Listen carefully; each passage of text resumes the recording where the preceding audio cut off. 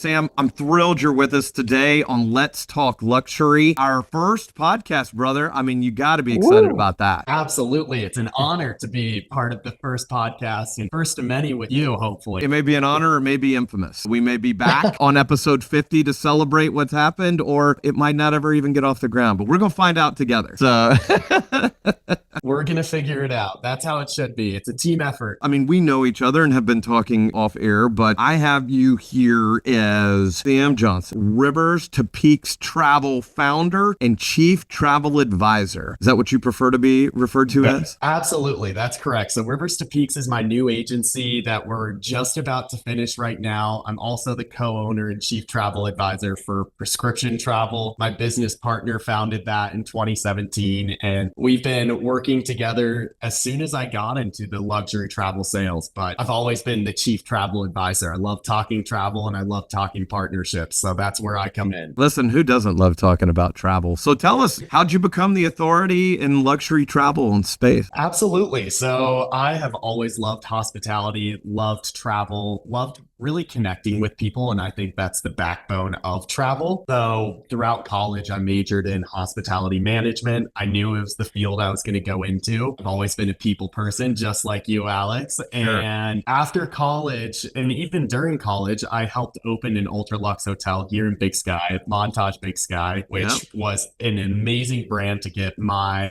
training in, really understand the luxury market that really supported the Big Sky real estate market as well. And through that, I was on their concierge team. I was leading that. And that is where I kind of came to understand the global aspect and importance of travel advisors. So after a year with Montage, I decided to make a pivotal move in my career and switch to advising at the time. But I'm grateful for now to be connected with you, connected with every brand in the travel industry out there. And with that, I met my business partner online through Virtuoso, which is the best of the best in luxury travel. They are an elite invite-only network of advisors and top hospitality companies. With that Montage is included in that. And she mentored me, trained me. We shared clients together. And after a year in, I approached her to buy in as an equal partner. And since then, it has been a smooth sailing. We have been growing a ton in both bringing more people, especially young people, into the travel industry, also growing how we sell travel and where we sell it. So like I said, I'm really excited to kind of move into this new venture with Aperture in real estate sales and real estate travel, and be working with amazing agents like you around the world to help create new and untested travel that hasn't been experienced before. I find that it's always great to align with people's passions. For goodness sakes, if you're not passionate about travel, like, what are you passionate about, right? I mean, that's your rest, that's your family. Like, everybody's going to be like, no, I don't have time to talk to my travel advisor. Maybe you put the envelope guy on hold, right? But then my travel advisor's on the phone. I need to take this call. These are my people. Exactly. And it's like they say, if you love what you do, you never work a day in your life. I see it with you. I see it with myself, and I'm grateful for it every day. Yeah, man. There's no question about it. I got a couple good questions for you. What's the biggest misconception people have about the travel industry? I think the biggest misconception is that travel agents are dead. I think there has been a huge resurgence in the travel advising industry, especially within the past 3 years. I think COVID is really what brought us back. Of course, online travel agencies like Kayak, Expedia, all of these do-it-yourself booking platforms really came strong, of course, with the internet. People have the access to do it on their own, so why wouldn't they? But then COVID hit, and a lot of people were stuck internationally, and those that had travel agents got home immediately. They had a defense for them. They had someone batting for them in the travel industry, and we also are way more connected. We know all the back-end phone lines and who to email to take care of our client. I think people have really come to realize that. And then in the luxury field, it's just exclusivity and time saving. We're here to really save our clients time. It takes a lot to plan a trip, whether it's a quick weekend getaway for someone or a 2-week trip across Europe. There's a lot of planning involved. You have to make sure all the rules and regulations of travel, and no one wants to do all of that. So that's where we come in. And now we're working with agents like you to create that experience and create a smooth, seamless itinerary. There's nothing like having everything line up just right and aligning with travel advisors and professionals that can help make that happen. We do it hyper locally when you're having the right experience and the pickup for clients when they're out of town, and showings curated in the right way and the right lunch stops and breakfast stops and tea time stops and all of that. It is quite similar for sure. Absolutely. I mean,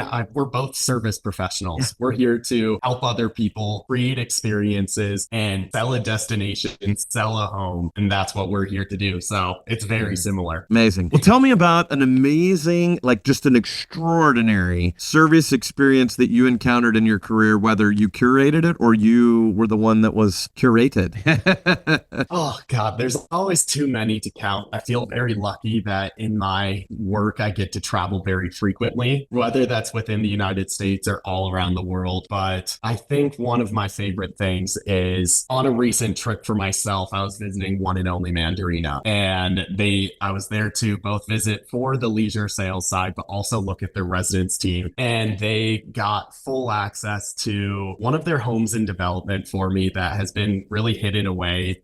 They're about to launch phase 2 of their residence program, and they got me exclusive access in front of everyone to see this, to both see it as a leisure salesperson, because I do want to be sending my clients there. I think it's one of the most outstanding properties I've ever seen. But with that, they brought their whole GM and executive team out there along with the development to kind of figure out how we can marry these industries. Like I said, it hasn't been done before. So they understood me coming in on both sides representing real estate and travel. And they went above and beyond. They did research on me, on Aperture, on where we're coming from. And it was almost a full think tank in one of their up and coming homes right there, which now is going to be used in development with multiple projects going forward. So I'm grateful for their team. And you understand why a brand like One and Only has the reputation it has just from an experience like that. Amazing. Well, they know they're curating it. They know their people. They're planning and being able to meet them wherever they may be, mindset or a lifetime season of life too. So. Exactly. And that's a simple one. I could go into amazing dinners and outstanding performances and everything like that, but like to keep it into something we can all recognize in both real estate and travel. And that was something that those teams just went above and beyond. Well, tell us how the definition of luxury's changed in maybe say the past decade. What do you see that you're navigating through now? Well, I think the idea behind luxury is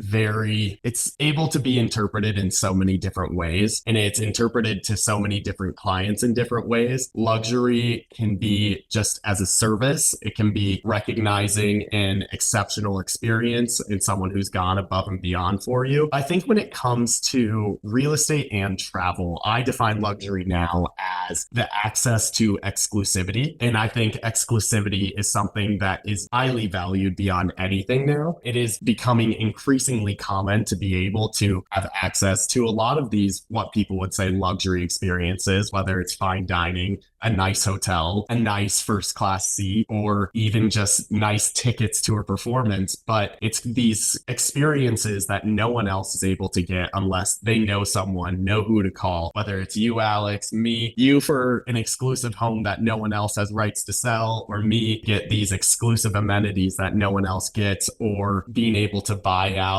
an entire castle for someone to visit. That I think is what true luxury is and what it has been turned into, because aesthetics are always nice. A luxury aesthetic is easy to obtain, whether it's done really well and professionally or fake with cheap materials, but it still presents as luxury. Yeah. Now it's the access to, like I said, these exclusive experiences that you're going to have to know who to call to get something done. And that's something that you and I luckily can both do. The interesting thing I've seen in it, and where I'd add to that, is like luxury recognizes luxury. And whether it's a finish in a house or the smell of a hotel room when you walk into it, or that they've used the call liquor instead of your favorite liquor, the difference in it because you've experienced it. And so I see that a lot because I'm lucky to represent a couple of luxury brands and luxury higher end builders in town. And it's an honor hire to represent them because they have really strategic and intentional designers. They have really intentional and strategic and intentional selections on all their finishes. And man, we just stand out. They're like, you can see the quality. And that's what I see luxury evolving to. And the same with you, that you're like, hey, I'm in a hotel that hasn't been refreshed in 15 years. That's why it was $200 a night cheaper, as opposed to the brand new, fresh, brand new out of the box place that's has like Four Seasons coming to town. Yes, right, exactly right. Four Seasons has just come to Nashville. If you didn't know that, y'all, and they have our first luxury branded facility residences, and they have an amenity here in Nashville called the Sky Deck that no one gets to use. Not part of the hotel property, only for residences. They have their own residence entrance. They have their own residence garage, and that matters. And that idea plays directly into exclusivity. They have their own. It's private to them. So. Yes, exactly right. Exactly right. Yeah. I know for a fact, I worked with the sales team here. People called to see if they could get memberships just to go to the Sky Deck, and Four Seasons knew. They knew what they had. They're like, no, price of admission is a unit. That's what you got to buy here. You got to have something here. So it's really fun buying into these branded residences because not only do you get, of course, that Four Seasons service in a home or an investment property, but then you also get access to this global network with, let's say, Four Seasons, since we're talking about them. You get all of these ownership benefits too. So that's just another way that we can both sell it. Yeah, absolutely. Absolutely. Yeah. So talk about this. How do you educate your clients about value when a price point may seem above average? I think above average prices have become just more and more common. But however, you see a lot of misconceptions of, at least in travel, what I'm seeing is a lot of people will come to me saying, I just want a hotel room where I can sleep. It doesn't matter if it's ultra luxe or anything like that. And now it's coming to the idea of selling the hotel in the hotel room as an experience itself on top of just trip in total. So I think creating those experiences and teaching them about the value of an actual hotel room. You're going to be spending, yes, sleeping there, but that's 8 to 12 hours every day of your trip. You're going to wake up there. You're going to go to bed there. It's the first thing you see in the morning and the last thing you see at night. And that should be something that you are excited to see. So I think making people have that realization of, you're right, I am going to be spending time there. It's usually the first place you go for a cocktail bar. It's usually your gym. It's everything. So selling them on that experience, that it's not just somewhere you're going to lay your head. It is going to be somewhere where it is a wow moment every time you shift your eyes to a new perspective. So instructing them and teaching them about that. And different brands do it completely differently. Edition hotels have a very not standard look, but common across all of their properties. But it's so different when you compare it to, let's say, another Marriott property or even a Four Seasons. They'll present so differently. So learning the value of each property, of what each brand presents, and teaching that to the client is very important. I had someone share, they said as they grew in success and they grew in their wealth and their income, they found they were going to be chasing good weather. And chasing good weather is very much a thing that a lot of us do with our travel, but also keeping that consistency and wellness has come into conversation. And so having that, hey, I know that when I go to the Four Seasons, they always have this, or they know that they're going to have that, or whatever it may be, whatever that particular consistency that's going to be there. It's not only quality, but it's familiar, and it helps you stand up in a weather. Look, Alex, how have you instructed your clients in real estate? Because it's so different. Yeah, you're selling it on a lifelong experience versus mine is a fleeting moment. Yeah, that's fair. And thanks for asking. We're really intentional about staying in touch throughout the process and really taking a highly emotional and logical process that can get really conflicted. We really try to pull those guys apart and deal with the logic first, and then we can be super emotional, make the decision emotionally, and then re-engage the logic. And so that's one of our real superpowers. We do things like, this is pretty unique in our world, and this leads to one of our next questions, but it's innovative that we actually don't show clients houses on the first day they're in town. And people kind of give me a look, they give me the Scooby-Doo, like, what? We're not going to look at houses. Like, I'm in town. town. I've got a hotel. I've rented a car. I'm not going to go look at houses with you. And like, they kind of do exactly that tone, kind of elevates, and they start talking faster and they lean in a little more. And I'm like, yes. So here's what we're going to do. We're going to look at houses, but we're going to go on something that we call the grand tour. And the grand tour is where we're going to take you to the neighborhood of the favorite 3 or 4 neighborhoods that you've picked that you think you want to buy in Nashville when you've been outside of Nashville. Now, what we do in that day is that I drive them, I meet them, I've got it curated. I've already found out what their favorite snacks are. I've found out what their favorite drink types are. We have a cooler in the car ready to go, and we've already planned a morning. So we typically do that in the morning. We catch them with coffees and tea and what have you, and then we launch into the markets. And so typically it's around 3 neighborhoods, but because I'm driving, the entire family, whomever that may be, if it's 1, 2, 3, or 10 people, really gets to have the same experience because I'm guiding them. In addition to that, and very much like a guide on the Disney's Jungle Cruise, I'm cracking jokes. I'm also giving them context, and I'm also giving them some total experience about what you can expect in this neighborhood. And it allows me to share my years of experience with them in the market that they're considering. And I can ask deeper probing questions, and I can pivot in the moment to go, well, let me show you that. Like, I know where that is. That's here. That's not this house.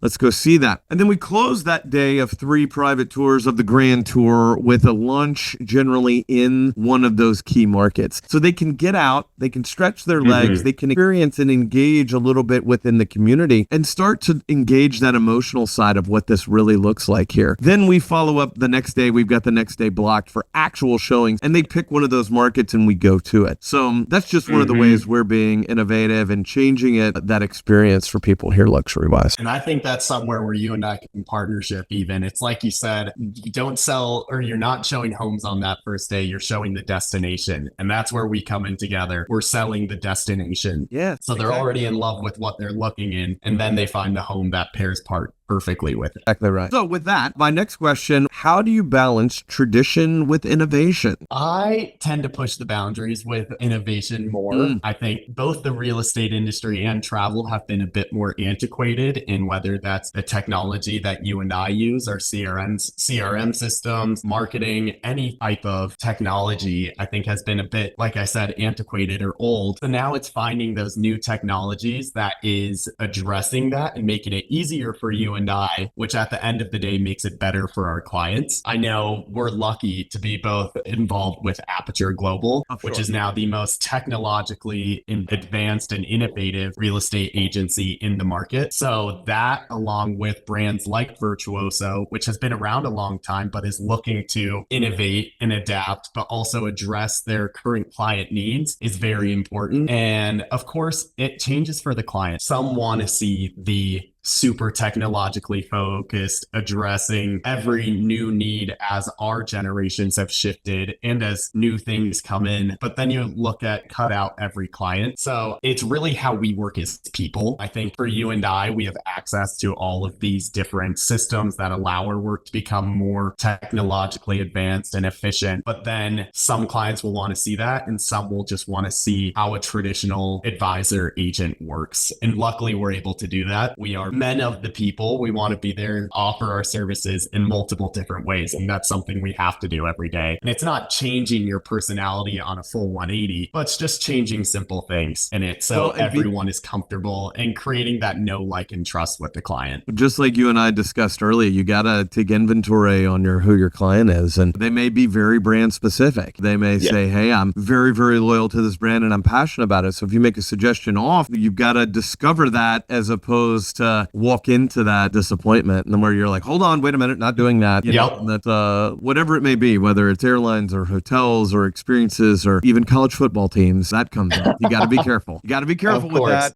Especially with you and I, a little bit of a rivalry there. No doubt. And so we're going to stay high on this, right? We're going to keep it up there. Like you took it to the gutter, dog. Go Vols. I mean, but that's how it goes. At least you and I can laugh about it. Like some people don't play with that, right? And that would be the end of the relationship. In our process, process, we ask, like, is there something that happened in your past that you want to make sure we avoid no matter what? Whatever that may be, a house that had a downhill grade pointed at it and they had a flood and they lost their great grandmother's artwork from that. Like, they will never ever buy another house that has a downhill grade at it, or they had a bad experience at a Ritz. So they're like, I'm never going to a Ritz ever again. I can't imagine that that's happened, but maybe. So that's part of that. It definitely has. It really depends on the hotel. Depends how they're updating everything. So there are a couple older Ritzes out there, but luckily Marriott as a whole is definitely addressing that need, coming out with new brands like Ritz Reserve properties or Edition, and then going ahead and upgrading and renovating these older Ritz properties into an era that keeps us. But Ritz is that traditional luxury. That's what their brand is known for. It's a lot of people's first luxury experience in the travel world. So they have always done a good job at keeping play with that and keeping in their own brand specific identity. Well, it's interesting. There's a lot of heritage brands that exist that are in a new time, right? You may have a client that says, I only want to be in new, up and coming, innovative places. I don't want to talk to a human. I want it to be completely automated. I don't want to see anybody. Absolutely. That could be a choice. Or you could be like, no, I don't want to do anything. I want to be completely pampered by people and have a full-time butler and have the full-time dedicated maid and have the concierge and all the things and a driver and all those. And so that's interesting that you've mentioned Aperture. And like, that's one of the things about Aperture is we're the first global luxury brand to launch globally with partners that we actually know across the globe. Exactly. And in the transcontinental United States, to actually be able to refer someone from Nashville to Miami or Nashville to Big Sky, which we discussed earlier. There's so many connections already in that, and you're being really, really intentional. So you got to honor the heritage brands, but you also have a lot of innovation coming. And candidly, that's why I made the move. You can't be stuck in the past. Yeah. Otherwise, there's going to be no innovation, no growth. Got to be growing, because if you're not growing, for your clients or yourself. That's right. 2 final questions for you, and then we'll let you go. We're grateful for your time today. So what do you think the next frontier is in luxury travel that people aren't talking about yet?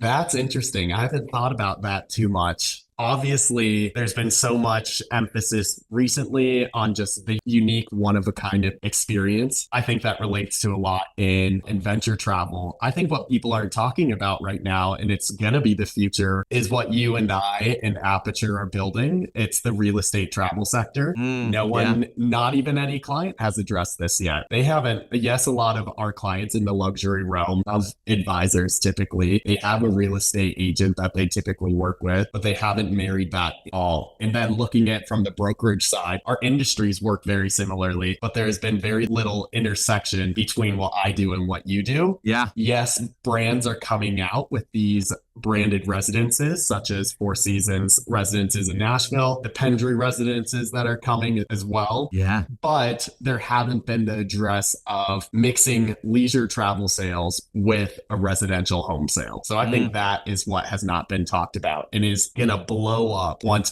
people figure out what we are building. Yeah, all we got to do, nobody goes anywhere anymore and doesn't go, hey, do they have good Wi-Fi here? Because I could live here. Like I could live. Exactly. Everybody does that. And if you haven't, you're lying to yourself. You have. And especially since COVID. And so now all we have to do is make that an easier button for them to be like, what's it cost to live here? Great. There's a condo. Great. And then when I'm not here, it can go in the portfolio and then it's prepped for me when I'm here. Perfect. Sounds good. Let's go to work. Sounds good. Easy. Check. Exactly. Done.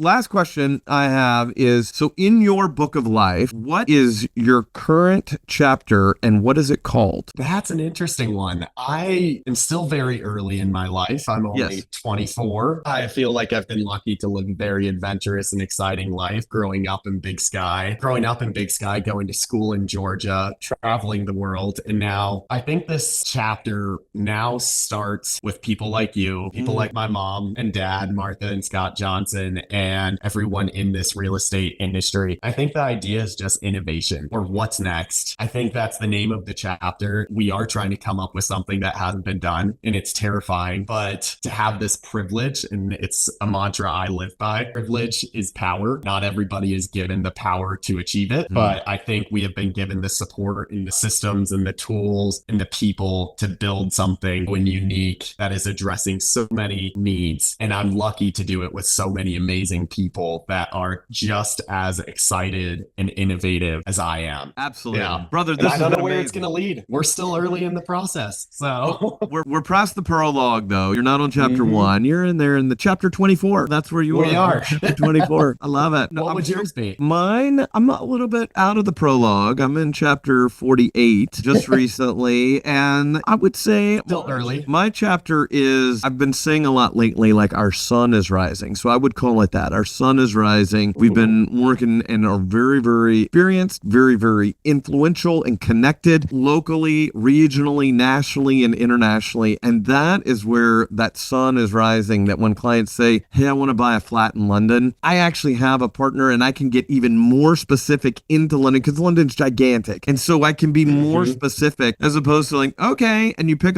someone who's an hour and a half away on the other side of the city that doesn't know that micro market and wants to be in Shoreditch or wants to be in this or in the financial Kensington or Piccadilly. Yes, any of. And so you really got to go through that. And that's been the really powerful part. Since joining Aperture, I've had a really unique thing come up that a plane broker is working with me to help sell a condo in Miami. And one of our partners, Agu, who is in Miami. Absolutely. And the three of us are working all this out, that the plane broker in Nashville has a client who lives in Brazil who wants to sell a unit in Miami, but we need to sell it and we need an investor to buy it to cover the gap. Like, it's very unique. Again, my chapter 48 is our sun is rising and we're having some... Your name is much more poetic than mine. I'm jealous. Wish I had thought of something like that.